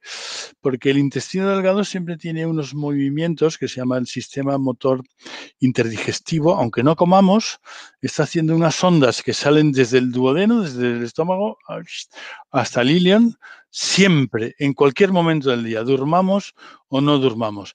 Y en estudios que se han hecho en personas con una ileostomía, dando un probiótico por vía oral, se ve que este probiótico aparece incluso 12 horas después, o sea, va pasando todo el rato. O sea que yo no, la contestación quizás ha sido demasiado larga, perdón, pero no veo necesidad de que se tenga que dar a una hora determinada. Vale, o sea, no seguirían estos ciclos circadianos de Sí, momento que sepamos. sí. Vale. Com podem saber quines soques de bacteris són psicobiòtics? Pregunta l'Ester. Bueno, pues por mi parte, el tema está en que se han ido probando muchas y en el mercado por ahora han entrado pocas. Y entonces, en este sentido, es mejor hablar con el representante comercial que te trae esta bacteria y que te dé los papers que hay detrás. O sea, yo diría que en las farmacias de España a lo mejor hay 2 o 3 productos de tipo, o a lo mejor solo uno, no lo sé decir. Es un dato que yo en este momento desconozco. Y como muchas veces no se puede hacer claramente el claim, sí que el profesional de la salud, el farmacéutico, tiene que pedir los papers. O sea, cuando te viene el comercial, pide los papers. Sí. Pedir la evidencia, muy bien. A paciente con depresión y pérdida de memoria, ¿qué probiótico comercializado se recomendaría? Bueno, diremos aquí sin laboratorio. Bueno, pues sería, es que claro, me pones en un brete. Sería lo que hemos comentado, ¿no? El Lactobacillus y buscarlo. Yo creo que la idea de la microbiota, como decíamos, yo creo que lo hemos ido diciendo en toda la charla de hoy, ¿no? Es una ciencia muy nueva, las publicaciones son muy recientes y estamos todavía un poco viendo la punta del iceberg, ¿no? Probablemente dentro de unos años vamos a hacer una medicina personalizada, donde tú vas a hacer un análisis mucho más barato, mucho más sencillo de tu flora intestinal y no tan costoso como el de ahora, y puedas ver qué proporción de bacterias tienes o dejas de tener, porque la cantidad es la misma, eso lo explica muy bien Francisco, ¿no? La cantidad que tienes es la misma, pero no la proporción. Lo que valora, lo que cambia es el tipo de flora que tienes, ¿no? No el volumen total. Entonces, según ese porcentaje que tú tengas, puedas añadir una u otra y sabremos que pues, Lactobacillus te hace no sé qué o otro tipo de flora te hace no sé cuántos. Y entonces, en función de eso, tú puedas ir regulando con una medicina mucho más personalizada, una medicina más a la carta. Yo creo que ahora mismo estamos iniciando el proceso, ¿no? Las aplicaciones que había sobre TEA y Lactobacillus son publicaciones de unas Ns muy pequeñas, lo que comentaba el doctor Warner de poder pedir la evidencia, ¿no? Y ver qué hay detrás, porque sobre todo el principal problema es que no haga mal, ¿no? Que no haga daño, que no sea una cosa, que no haya iatrogenia a nivel de utilizar ese probiótico, ese psicobiótico, ¿no? Pero creo que estamos todavía en una situación muy en mantillas, muy en la etapa casi de la rueda, ¿no? Todavía falta evolucionar mucho a llegar a una medicina tan personalizada como la que nos gustaría, ¿no? Sí. No, yo quizá comentar que un estudio que había pensado en poner que al final no entró es que en personas mayores que viven en residencias y que hay un deterioro físico y también mental, hicieron un multicéntrico, un estudio europeo de la Unión Europea en el que participaba Italia, Holanda, Inglaterra, Irlanda, España no en este caso, pero bueno, eran 600 pacientes. Hicieron una dieta de tipo mediterránea, pero enriquecida en fibra, enriquecida en vegetales, que en personas mayores a veces no es fácil porque prefieren comer algo más fácil, prefieren el azúcar y la hamburguesa. Bueno, el hecho es que lo consiguieron a lo largo de un año y mejoraron índices de memoria. Tengo la cita del paper, o sea que la proporcionaré a Ana. Y mejoraron índices físicos y mentales y de inflamación a lo largo de un periodo de intervención de un año. O sea que yo creo que ahí sí que tendríamos evidencia para decir, vale la pena que no se abandone, o sea, tiene que ser una dieta rica en proteínas en personas mayores, seguro, por la sarcopenia, pero en vez de dar ensaladas, demos variedad de verduras de colores, variedad de frutas de colores, frutos secos, si la boca está bien, porque esta variedad es la que se ha visto que influye más en generar diversidad en la microbiota intestinal y sobre todo en hacer crecer los productores de butirato, que estos han salido varias veces hoy. O sea que una dieta variada, en escalivadas, ¿entendés? Yo creo que esto sería importante. Sí, es clave pues en la comunicación básica de alimentación saludable, ¿no? Del plato y la variedad es algo que pues hacemos énfasis, pero no siempre se le da valor, y yo creo que aquí vemos, ¿no? Y tenemos la prueba de que sí que és importante. Hablando de la medicina personalitzada, no? Parlàvem d'aquesta medicina personalitzada, em pregunten aquí, la Maria Rosa, si els tractaments amb aquestes cepes de probiòtics haurien de seguir una supervisió mèdica. Deberían, ¿no? Yo creo que sí. Creo que sí, tiene que tener una supervisión, sobre todo también para ver el efecto que produce, ¿no? ¿Qué efecto tiene? Si es en síntomas de salud mental, ¿qué tipo de efecto produce sobre el sistema nervioso central? Sí, sí, totalmente. Yo también estoy de acuerdo porque a lo mejor hay poco riesgo de efectos secundarios malos, pero sí que es verdad que en todos estos tratamientos hay un número de respondedores y otro que no, y entonces a lo mejor no vale gastar dinero si no hay un efecto beneficioso que se pueda comprobar. O sea que yo creo que es mejor supervisión. No tanto por riesgo de efectos negativos, sino porque si no hay efecto positivo, pues cambiar de estrategia. Muy bien. Preguntan sobre la utilidad de los psicobióticos de cara al tratamiento de las migrañas. No tengo ni idea. No sé. Yo tampoco, Pues no he visto pasamos nada. preguntas. No he visto ningún paper sobre eso. La verdad es que... Bueno, seguiremos pues investigando. Hoy en día hay muchas maneras de administrar los probióticos. Desde su punto de vista, ¿cuál sería la mejor alternativa? Liofilizado oral, encapsulado oral, rectal, supongo que dependerá, pero... Bueno, en este momento, cuando trabajamos en las guías clínicas, nos basamos en las publicaciones, en los estudios publicados que han demostrado eficacia. Y porque para cada probiótico puede que sea distinto. Hay algunos que sí que necesitan una cápsula para la protección del ácido del estómago, hay otros que no. Y entonces yo creo que hay que seguir, porque más o menos los que desarrollaron el probiótico ya hicieron estudios hasta llegar a un tipo de formulación y no hay una contestación válida para todos. O sea, un poco el problema son los probióticos que no han hecho nadie ningún estudio. Volviendo a aquello de no gastar dinero innecesario, que me parece que también es importante. Yo siempre creo que lo mejor es tener las publicaciones, seguir lo que han hecho en estas publicaciones donde han visto eficacia. Y si no hay publicaciones, pues... Totalmente de acuerdo. Perfecto. Totalmente de acuerdo. Pues seguimos. Pregunta la Mercè. Hola, tinc entès que és molt difícil modificar la flora intestinal pròpia al llarg termini. Això ens ho porteu moltes vegades, no aquesta conferència, sinó moltes vegades dient-nos-ho. Jo crec que ha calat el missatge. Les soques específiques de probiòtics que s'haurien de prendre en continu, aquí vinculo suposo el que acaba de comentar el doctor Warner, no? Bueno, sí que la microbiota intestinal mantiene una ecoestructura que es relativamente estable, pero con lo que cada día hay variaciones, Y el doctor José Ángel has presentado un trabajo donde en una semana se pueden ver variaciones con cambios muy importantes en la dieta. O sea, sí que hay una estructura que no va a cambiar, pero las variaciones dependen de lo que comemos, de lo que viajamos, de los medicamentos que tomamos. Lo que viajamos, curiosamente, se ha visto la misma persona en sitios distintos, porque también hay esos organismos que entran en tránsito. En fin, hay factores que lo modifican. Bueno, y entonces los probióticos, el tiempo prolongado probablemente tiene poco que ver con esa microbiota, porque cada vez hay más datos que hacen pensar que la mayoría de los probióticos están actuando en su recorrido por el intestino delgado. Cuando llegan en el colon es 10 a la 14. Y si llegan 10 a la 9 contra 10 a la 14, pues realmente...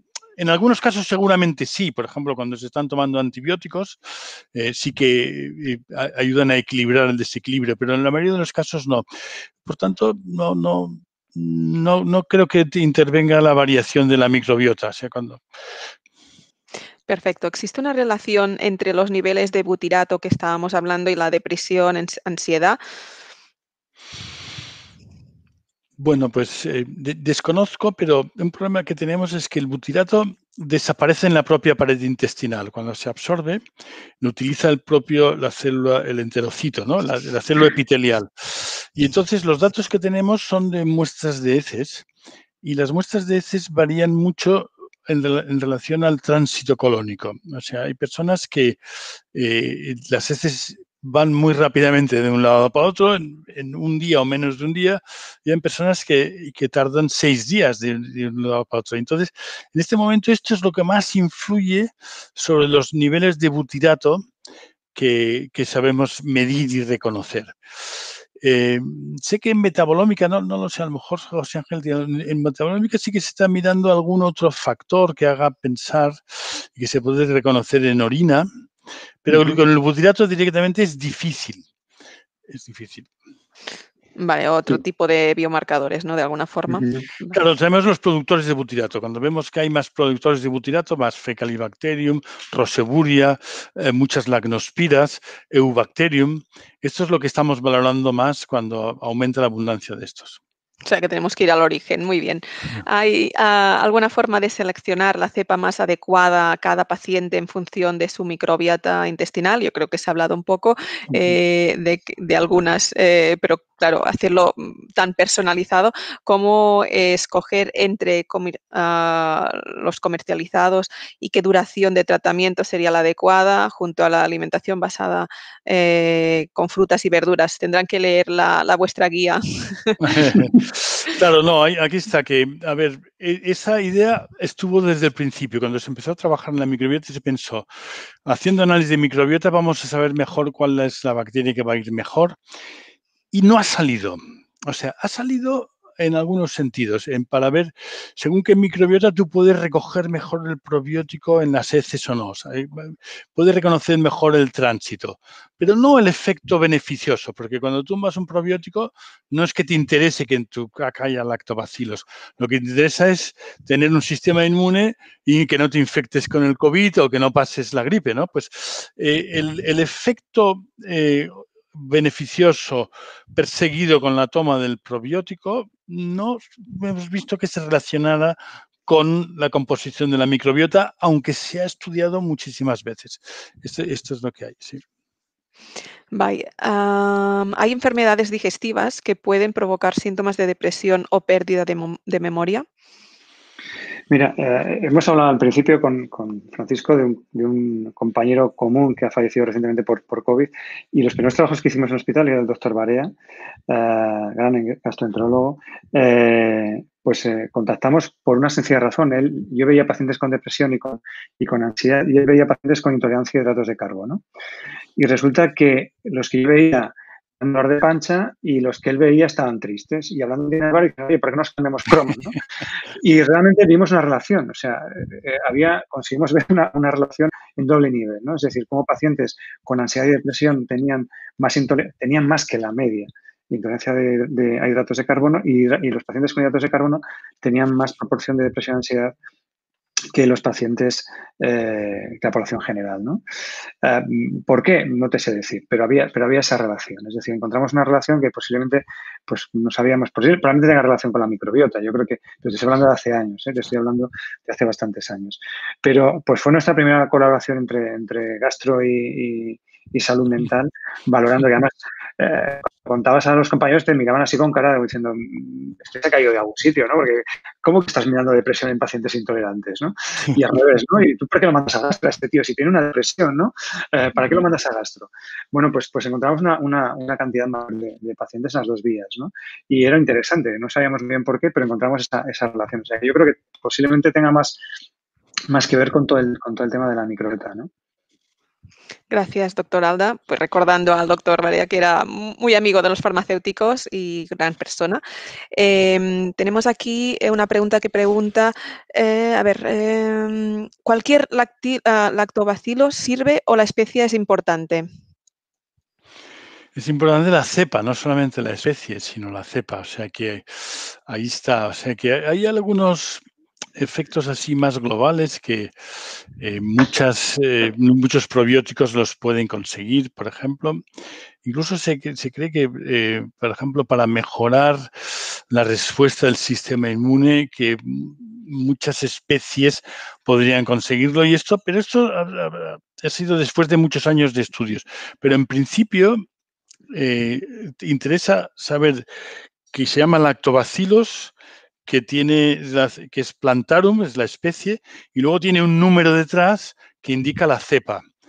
Y es importante, sí, porque Lactobacillus plantarum quiere decir gato. Y claro, puede haber un gato muy simpático y otro gato que no lo es. O sea que ahí está, no son todos iguales. Y de algún modo, mientras no tengamos más experiencia, hay que seguir mucho lo que se ha comprobado. Y si das saltos en el aire, puede que estés gastando dinero innecesario, ¿no? O sea que hay que ir siempre a la cepa que ha demostrado eficacia. Noms i cognoms, vaja. Nom i cognoms, exactament. Vel, Mireia pregunta què donaríeu per una pèrdua de memòria degut a una malaltia digestiva? Tornem a aquesta connexió. 3 setmanes en l'hospital amb suero sense ingerir quasi res. No sé dónde está esta pregunta. No sabría. Bueno, no. A ver, yo creo que es importante reintroducir una dieta normal paulatinamente. Si ha estado 3 semanas con suero sin comer nada, muchas veces lo más difícil es reintroducir los vegetales que hablábamos antes y las frutas. ¿Por qué? Porque se pierde mucho la flora que los fermentaba bien y hay más molestias o efectos secundarios de distensión. O sea, una de las cosas que ahora encontramos es que para llevar una dieta sana, hay personas que se adaptan muy mal y lo que estamos viendo en algunos estudios que se han hecho es que tienen menos de esa flora fermentadora y no lo procesan bien. O sea que cuando una persona ha estado sin comer un tiempo, probablemente hay que hacer... Bueno, un estudio que se estaba planteando en Vall-d'Hebron es darles un prebiótico primero para empezar a adaptar la microbiota. Y un prebiótico normalmente hace subir bifidobacterias, hace subir a la flora fermentadora y luego ir reintroduciendo todo, pero es importante, sí. Perfecto. ¿Cuáles serían los alimentos que deberíamos tomar para nivelar en positivo los niveles de butirato? Pastanaga, los digo todos. Bueno, no, mira, a ver, te voy a decir un dato que el American Gut Project es un estudio que hacen en Estados Unidos, igual que el de estudio de Flandes, pero el American Gut Project han publicado ya con 15.000 personas. Tienen datos de 15.000 personas de Estados Unidos en su mayoría y querían ver si efectivamente los vegetarianos eran los que tenían la mejor microbiota intestinal en el sentido de más metabolitos y más diversidad de especies. Y no fue así. ¿Quiénes fueron los que tenían mejor microbiota intestinal? Y ahí salió los que tomaban 30 vegetales distintos a la semana en comparación con los que tomaban menos de 10. O sea, veganos con microbiota, con dieta muy monótona, no tenían una buena microbiota intestinal. O sea que para tener mejor butirato no hay que descartar ni a las lentejas, ni a los guisantes, ni a los garbanzos, ni a las berenjenas, bueno, en principio ni a la cebolla, no es que la cebolla no... Es probablemente lo ideal es intentar adaptarse, a no ser que haya algunas enfermedades concretas sí que tienes que, pero es pocas veces, ¿no? O sea, es probablemente mejor adaptarse y aquí entrarían también frutos secos, pues que nueces que también tienen omega 3, en fin, yo el dato que tengo así de leído en la literatura es el American Gut Project, 30 vegetales distintos a la semana. Perfecto, pues un poco ir a las recomendaciones, ¿no?, del plato oriental, que más de 6 colores en el plato, ¿no? No solo para ser armónico, como ellos comentan, sino también vinculado a estos niveles de butirato. Bien, relación entre probacterias y dolor abdominal. ¿Qué probiótico debería darse? Claro, las proteobacterias son los E. coli y entonces... pues claro, sí que es verdad, hay algunos estudios con algunos probióticos para dolor abdominal y en general han sido más bifidobacterias, ¿eh? Pero ahora no me puedo. Hay guías clínicas. Si van a la página de la WGO, que es, hay una guía que está actualizada desde 2017, pero en el 21 saldrá la nueva actualización. Y ahí sí que pone probióticos para dolor abdominal. Pone el genérico, no pone el nombre comercial, pero luego si ustedes lo buscan encontrarán también el producto comercial. Muy bien, adjuntaremos las guías que ya de alguna forma las hemos ido adjuntando a todas las conferencias y estaremos atentos a si sale esta que comentas del 21. La última pregunta. Hay quien defiende un poco la toma de ácido láctico directamente para mejorar el pH del entorno intestinal y como consecuencia de la microbiota. El yogur tiene ácido láctico. Bueno, pues no sé. Por mí sí, pero no. José Ángel, no sé qué. No, esto ya me viene a mí. Si realmente es necesario ¿no? El hecho de que haya el ácido lácteo, yo entiendo, supongo, más allá de las bacterias en sí para tener efectos a la microbiota, ¿no? Entiendo, sobreentiendo. A ver, yo no tomaría cápsulas de ácido láctico, si esta es la pregunta. Sí, yo no tomaría cápsulas de ácido láctico. El yogur sí que es un alimento muy útil en muchos aspectos. Y es verdad que muchas bacterias productoras de butirato parten del lactato. Tienen que tener otras bacterias al lado que producen lactato. Las bifidobacterias, por ejemplo, producen lactato, los lactobacilos producen lactato y Faecalibacterium roseburia del lactato hacen butirato. O sea que sí, me parece. Perfecto, pues damos por finalizado esta conferencia. Agradecer a todos, al laboratorio Neurex Pharma, como hemos comentado, a todos los asistentes. Hemos intentado dar respuesta a todas las preguntas directas. Agradecer toda la participación y nos vemos pronto. Hasta luego. Muy bien. Adiós.